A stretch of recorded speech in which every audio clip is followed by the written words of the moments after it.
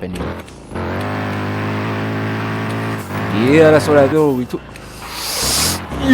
the turn crazy and we nearly messed ourselves up, but we're good. We made it through in one piece. Any second the car can fail, but so far it's doing pretty well. Oh my gosh. Okay, that's enough. In today's video, I'm going to be back in electric car driving. I got the Audi Rs6, which I'm going to be taking on the track for a challenge. Now the rules are we cannot crash this thing and we cannot spin it out. Now I feel like this thing is going to give me a very hard time, but we just have to see how it goes. Let me know if you guys think it's going to be able to do it, but that's enough talking. Let's launch this thing in 3, 2, 1, blast off. You can see the all-wheel drive really kicking there, like the front wheel spin, the rear wheel spin. We didn't hear any tire slide, any loss of traction during that launch. That was crazy. That just showed you how well this thing hooked up perfect. Now the reason I said this thing is probably going to give me a very hard time is because of the brakes. We got to brake very early with this thing because I feel like this car does not have the best brakes. Even though I upgraded them and I upgraded suspension and all of that stuff, the brakes aren't the best, so we got to be very aware of that. So far it's doing okay. I mean, I feel like I just went flying in the air there for a second, and I'm seeing a lot of power slide with this thing, but it's handling okay so far. But we're like only 3 turns into the track, so it doesn't really make a difference. We need to be at least halfway to the track before we can actually tell if we might be able to make it or not. But I feel like I'm gonna be okay as long as I brake early. If I brake late, I'm done. I'm cooked. There's no saving it, because the brake on this thing is very crazy. If you play this game and have this car, you know the braking distance is not the best, so that's gonna give me a little extra challenge. But so far it's taking the turns like an absolute beast. Wow.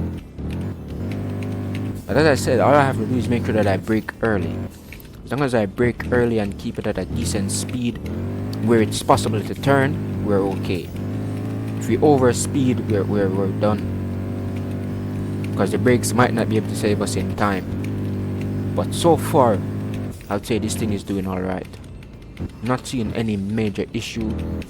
Seeing some power slide here, some tire screeching, but that's not really a big issue as long as it's controllable and as long as the wheels are on the ground, of course, or the surface, will be okay. But this thing is very fast as well. I'm not gonna lie, this thing is very quick, but it takes a while to stop, so we're gonna make sure that we brake early. Whoa, almost had some major oversteer there. And the brakes also influence a lot how well this thing turns. I mean, like in every car it has that, but this one, it has a very specific influence. Like when you're braking and turning on this thing, it kind of snaps the car in the direction that you're turning, so you got to be very careful and aware of that. It can be an advantage, but if you're not careful, it can become a disadvantage and a very serious cause to make you crash in a few seconds. Like if I hit the brakes here and I start turning, it's just gonna snap the car into the turn very fast. But if I turn too hard or do it too long, it's bye-byes. We're going straight into the rail and failing the challenge. But I'm not gonna have that happen. I feel like I've gotten like a good distance through the track now to say that this thing might be able to make it in one piece. As long as we keep up the good driving, we're gonna be okay and make it in one piece. I also just realized I haven't gotten any third person action yet. We're gonna get a little third person action here. Hopefully we don't regret it. Okay, we're good. Oh my gosh, yo, this thing is gonna be very scary. It's very scary in third person. Oh, you can see the power slide here, baby. Love it. As you could see there, the car was pretty much sliding while we were on the brakes. It's like we locked up the tires because we were on the brakes too long, which is why I say you gotta be very careful with the brakes on this thing, because it kind of snaps the car in the direction that you're turning if you're not careful. So you gotta be very aware and alert of that happening. Yeah, that's what I do. We took the turn crazy and we nearly messed ourselves up, but we're good. We made it through in one piece. That's all that matters. It was cool. As long as we didn't crash, it's still cool. If we crashed, then that wouldn't have been cool, to be honest. But we didn't crash, so it's very cool move there. But that was so risky. I thought I lost it there for good, but we were able to catch it back. I'm very happy we were able to catch it back as well. Oh my gosh, I even started sweating. Oh my gosh. Yo, that was crazy and a very, very close call. That could have been horrible. But it did look cool. So that was worth it. But that could have been horrible if we crashed. Because so far this thing is doing well. I hope I make it in one piece now, because that turn there, especially leading into the second turn, it was like we were almost drifting with the all-wheel drive car. I mean, it can kind of classify, but it's more of a power slide. But that was crazy. I loved it though, especially the fact that we're in third person. But I'm not going to try to repeat that anymore, because that was very, very risky. But so far I'm going to say that I'm about halfway through the track. I would classify this part as being halfway to the track as well, even though there's a specific bit that I usually classify as halfway. This bit can be classified as halfway to the track as well.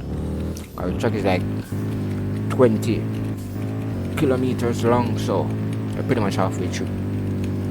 I wish they had like a little mini map to show you how far in the track you're in. I don't really need it because I kind of have the track memorized, but it would be helpful to persons who don't really know the track like that. As you can see there, the car was turning in the opposite direction of where it was actually going, and it was because we were braking. That's how crazy the brakes are on this thing.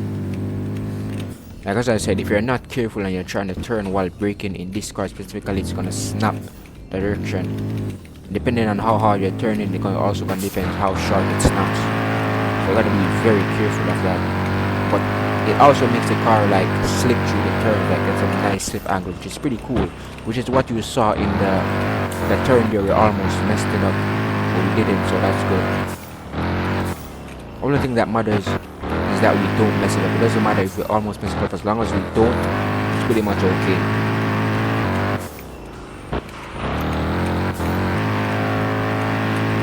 Trying to reattempt that.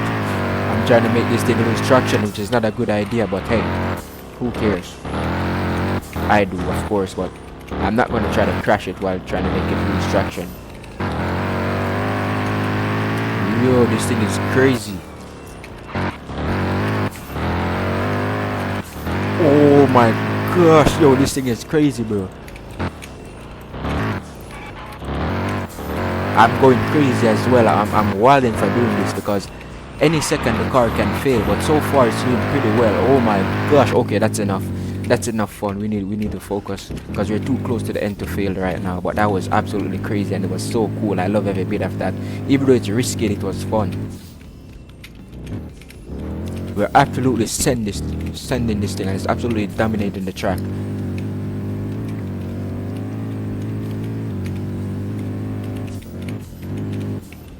Okay, brake early. Yo, this thing is absolutely crazy. Major flame there, that was nice. The wheels, I'm pretty sure the wheels left the ground for a few seconds there. This thing is absolutely madness. It's going wild. You're pretty much at the end as well. Only like a few more turns and we're pretty much at the end. This thing did super well. Got that little lag spike here nearly cost me the entire video. I would be very upset if I crashed because of lag, but it wouldn't really be the car's fault or my fault. It would be more of the game's fault. Well, I don't even know who I blame for the lag there. I'll blame the internet. But two more turns. This is the first one. This is just we just call this one complete turn, because I mean I wouldn't call that two separate turns, but I can say the Audi Rs6 successfully completed the challenge. Yeah, this thing absolutely deserved it for the crazy power slides and slip angling it gave us during some of those turns. That was absolutely crazy and fun. Risky, but it was fun, and we came out in one piece, so we're okay. Okay, the braking is bad. I was going to try to turn in there, but we were going way too fast and the brakes weren't stopping us in time. If I did try to turn there, I would crash, but it doesn't matter if we crash after we completed the lap. As long as it made it through the lap in one piece, it passed the challenge, as I always say. That's unspoken rule. If we crash after the lap, it doesn't count because we made the lap.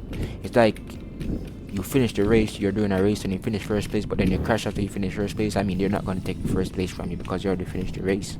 Even if you crash after finishing first, once you got to the finish line first, you pretty much won. But I'm going to show you how to set up real quick. I recommend you setting up this thing exactly like this, copying and, well, not really copying and paste, but like putting them in exactly the numbers that I have here to get this thing to handle that crate. Bro, it's very crazy to see a car handle or take turns like that while still being controllable. So I definitely recommend you changing to this. So for the caster, this is how I have it. No, the camber, the caster, the toe, change the rear a bit. I usually don't mess with the toe on cars, but this thing, it's exceptional. But not every car you should change it on. Suspension, this is how I have it. The stiffness, the rear, the damping, the rear, height offset, that's pretty much stock. Wheel offset, rear wheel offset. Kind of put them out to match the front door a bit. I didn't really want them sticking out that much, so I kind of just did it a little bit, not to overdo it. The gearbox, this is how I have it. The gearbox is pretty much stock. I didn't change anything. The differential, final drive, torque vector, front diff power, front diff coast, front diff preload, front diff power, front diff coast, and the steering. I recommend you messing with the steering. I think this is the most important because it's very helpful. The drivetrain pretty much all the drive.